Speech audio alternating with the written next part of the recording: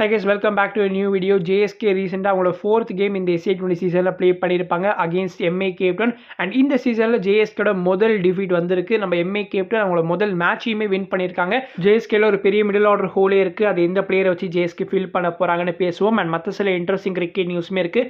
அதை பற்றியுமே கண்டிப்பாக டிஸ்கஸ் பண்ணலாம். வீடியோ கண்டிப்பாக இன்ட்ரெஸ்டிங்காக இருக்கும். வீடியோ லைக் தட்டிட்டு மறக்காம சேனல் சப்ஸ்கிரைப் பண்ணிக்கோங்க.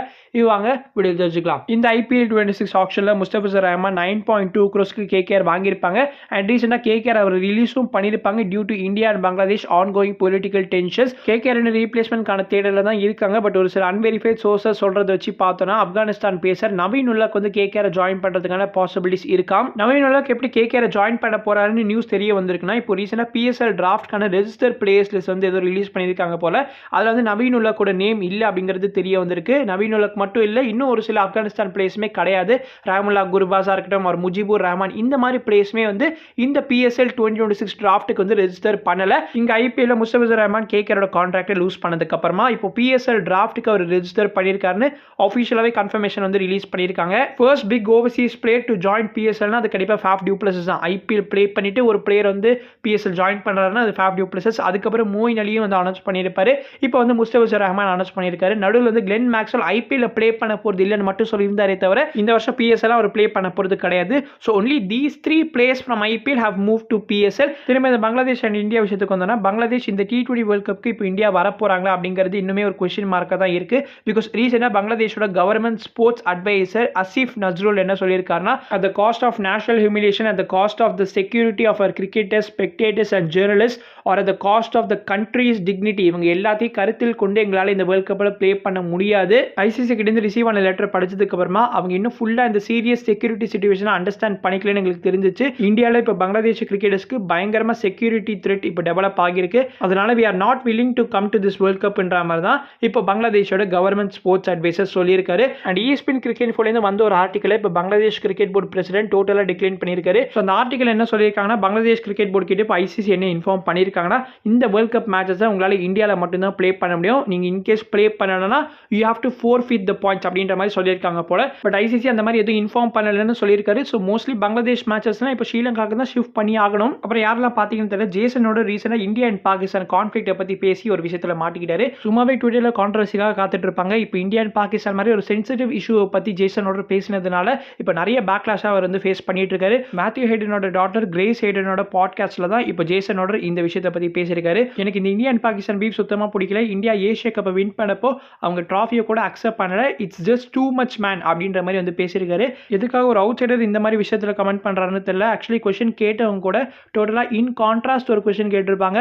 இந்த ஸ்போர்ட்லேயே நீங்கள் ரீசெண்டாக நோட் பண்ண ஒரு விஷயத்தை வந்து ஷேர் பண்ணுங்கன்னு கேட்டதுக்கு இவர் இந்தியா அண்ட் பாகிஸ்தான் விஷயத்தை வந்து பேசியிருப்பாரு. ஃபோனோஸ் இந்த விஷயம் இன்னும் கொஞ்சம் பூம் ஆகி நம்ம BCயோட காதுகளுக்கு இது ரீச் ஆகி அவங்க ஜேசனோட இப்போ ரிலீஸ் பண்ணணும்னு GT மேனேஜ்மெண்ட்டுக்கு ஒரு லெட்டர் போட்டாலும் ஆச்சரியம் கிடையாது. ஆக்சுவலாக யூடியூப்ல செக் பண்ணி பார்த்தப்போ இந்த ஒரு பாட்காஸ்ட் வந்து 1 month பிஃபோர் வந்து போஸ்ட் பண்ணியிருக்காங்கன்னு நினைக்கிறேன். பட் இப்போ தான் இந்த ஒரு video is coming in to rounds. And நீங்கள் இந்த விஷயத்தை பார்த்தீங்களா அண்ட் உங்களோட கருத்துக்களை கண்டிப்பாக கமெண்ட்ஸில் ஷேர் பண்ணுங்க. Shreyas Iyer is back to cricket. VXயோட last round Mumbai vs Himachal Pradesh கேமில் நம்ம ஸ்ரேயஸ் ஐயர் ஃபைனலி கிரிக்கெட்டில் ரிட்டர்ன் ஆகி ஒரு 82 runs ஆஃப் 53 balls ஸ்கோர் பண்ணியிருப்பாரு. அண்ட் இப்போ BC சென்டர் ஆஃப் எக்ஸலன்ஸ் கிட்ட இருந்துமே நம்ம Shreyas Iyer fitness certificate receive பண்ணிட்டாராம். ஸோ Jan 11 ஆரம்பிக்க போகிற இந்தியா vs நியூசிலாந்து ODI சீரிஸில் நம்ம ஸ்ரேயஸ் ஐயர் இஸ் கன்ஃபர்ம்ட். இந்த VXல தேவ்தத் படிக்கல் வந்து எக்கச்சக்கமான செஞ்சுரி ஸ்கோர் பண்ணியிருக்காரு.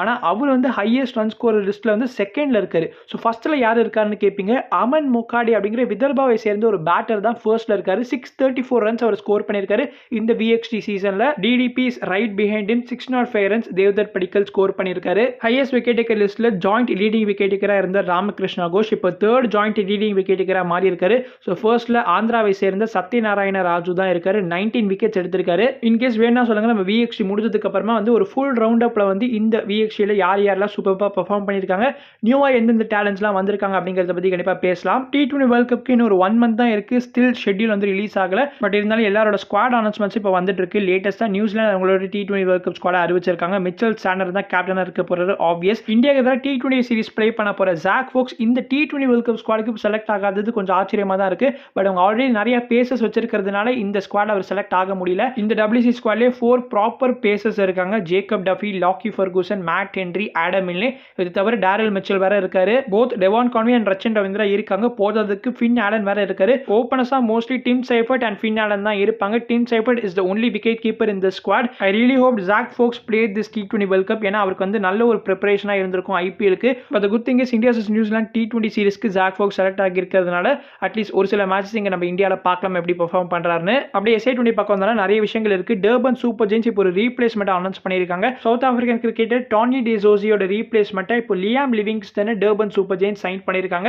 நேற்றுக்கு நடந்த மேட்ச்ல டர்பன் சூப்பர் ஜெயின்ஸ்க்காக நம்ம லியாம் லிவிங்ஸ்டன் ப்ளே பண்ணலனாலும் அஃப்கோர்ஸ் அப்கமிங் மேட்சஸ்ல கண்டிப்பா லியாம் லிவிங்ஸ்டன் ப்ளே பண்ண போறாரு. டெவான் கான்வேயுமே இப்போ ஸ்குவாட் விட்டு லீவ் ஆகிட்டாரு. Because India vs New Zealand ODI சீரிஸ்ல வந்து அவர் ப்ளே பண்ண போறாரு இல்லையா. அதனால இப்போ லீவ் ஆகி இருக்கிறதுனால நேற்றுக்கு மேட்ச்லயுமே வந்து நம்ம Kane Williamson and Marcus Ackerman இவங்க ரெண்டு பேர் தான் ஓப்பன் பண்ணியிருந்தாங்க. நேற்றுக்கு மேட்ச் எவ்வளவு பேர் பார்த்தீங்கன்னு தெரியல. சூப்பரான மேட்ச், கண்டிப்பா மிஸ் பண்ணிட்டீங்க தான் சொல்லுவேன் இன்கேஸ் பார்க்கலனா. பிரெட்டோரியா கேபிட்டல்ஸ்க்காக நேற்றுக்கு ஒரு சரியான செஞ்சுரி ஷாஹிப் ஸ்கோர் பண்ணியிருப்பாரு. 69 பால்ஸ்ல 118 ரன்ஸ்ல வந்து ஃபினிஷ் பண்ணியிருப்பாரு.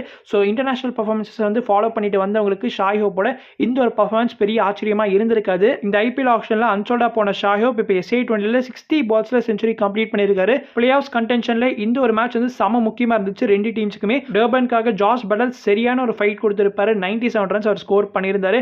அன்ஃபார்ச்சுனேட்டா 15 ரன்ஸ்ல டர்பன் இந்த மேட்சை லூஸ் பண்ணியிருக்காங்க. இப்போ பிரெட்டோரியா கேபிட்டல்ஸ் 11 பாயிண்ட்ஸோட 4th பொசிஷன் டேபிள்ல இருக்காங்க. சரி, ஜேஎஸ்கே பக்கம் வந்தாலும் லாஸ்ட் மேட்ச் MICTக்கு எதிராக கேப் டவுன்ல ப்ளே பண்ணியிருப்பாங்க. நிறைய ரெயின் இன்டரப்ஷன் இருந்துச்சு.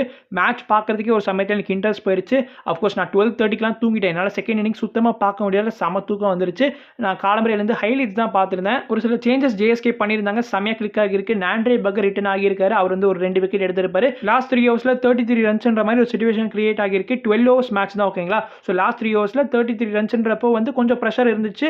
பட் MIK அசால்ட்டா வந்து சேஸ் பண்ணிட்டாங்க. ரிச்சர்ட் கிளீசனை பார்த்து ஏமாதிராதீங்கடா அப்படின்ற மாதிரி நம்ம லாஸ்ட் வீடியோல ஐ திங்க் பேசியிருந்தோம்னு நினைக்கிறேன். அண்ட் இந்த மேட்ச்ல வந்து 3 ஓவர்ஸ்ல 51 ரன்ஸ் கன்சீட் பண்ணியிருந்தாரு. செம எக்ஸ்பென்சிவா இருந்திருக்காரு. அது என்னன்னு தெரியல. Faf du Plessis first few மேட்சஸ்ல வந்து அவுட் ஆஃப் ஃபார்ம்ல இருக்காரு.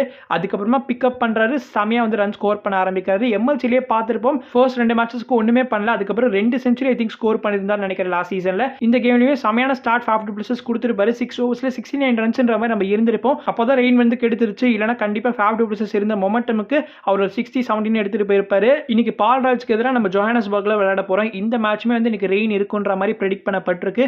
ஜேஎஸ்கேயோட மிடில் ஆர்டர் இஷ்யூ பத்தி கண்டிப்பா பேசி ஆகணும் இல்லையா. ஸோ ஜேஎஸ்கேயோட மிடில் ஆர்டர்ல இப்போ ரைலி ரூசோ வந்து டீம் விட்டு லீவ் ஆகியிருக்காரு. லாஸ்ட் வீடியோலயே சொல்லியிருப்போம் அவருக்கு ஒரு சின்ன நிகில் இருக்குன்ற மாதிரி. இப்போ தலைவர் ரூல்ட் அவுட் ஆகிற அளவுக்கு இந்த இன்ஜுரி வந்து பெருசாகி இருக்கு போல. ஸோ ரைலி ரூசோக்கு பதிலாக இப்போ டுவான் யான்சனை பெர்மனன்ட் ரீப்ளேஸ்மெண்ட்டா ஜேஎஸ்கே அனௌன்ஸ் பண்ணியிருக்காங்க. ஸோ ஃபுல் சீசனுக்கு இப்போ டுவான் யான்சன் கண்டினியூ பண்ண போறாரு. Forester and Matthew de Villiers number 3 and number 4ல last கேம்ல ப்ளே பண்ண வச்சிருப்போம் இல்லையா. கண்டிப்பாவே we have to bring in some change. எதுக்காக ஸ்டீவ் ஸ்டோக்கர் ட்ரை அவுட் பண்ண மாட்டாங்கன்னு தெரியல. மோரோவர் அஞ்சானேயுமே எனி டைம் சூன் லீவ் ஆகிற மாதிரி தான் இருக்கு. அவர் லாஸ்ட் கேம்ல 12 பால் 12 ரன் ஸ்கோர் பண்ணியிருப்பாரு. That costed us. ஆர்எல்ஸ் நம்ம அந்த 12 ஓவர்ஸ் ஃபினிஷ்ல வந்து கண்டிப்பா ஒரு 140ன்ற மாதிரி ரீச் பண்ணியிருப்போம். அண்ட் முல்லரை அவ்வளோ கீழே இறக்கி விடுறது ரொம்ப பெரிய தப்பு. அவர் second or third ball face பண்ணப்பே ஒரு 6 ஸ்கோர் பண்ணியிருப்பாரு இல்லையா. கண்டிப்பா இன்னைக்கு மேட்ச்ல ஜேஎஸ்கேட பேட்டிங் ஆர்டர்ல நிறைய சேஞ்சஸ் எதிர்பார்க்கலாம். சரி, ஓகே, நெக்ஸ்ட் வீடியோல பார்க்கலாம். ஜேஎஸ்கே இன்னைக்கு மேட்ச்ல என்ன பிளேயிங் லெவனோட போக போறாங்க அப்படிங்கறத கண்டிப்பா கமெண்ட்ஸ்ல ஷேர் பண்ணுங்க. நான் உங்களை அடுத்த வீடியோல சந்திக்கிறேன். அது வரைக்கும் பீஸ், பை.